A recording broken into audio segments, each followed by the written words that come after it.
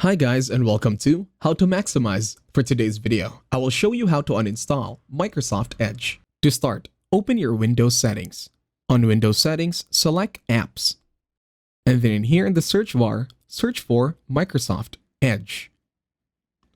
Select Microsoft Edge this time. Then in here you should be able to click Uninstall. The other method is to go to your local disk C.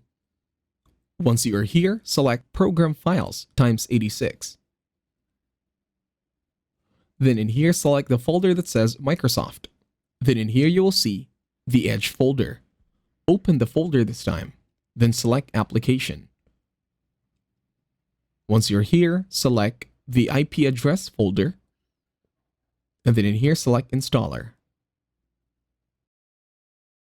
Right-click the folder this time, and then in here select Edit Address. Then in here open CMD.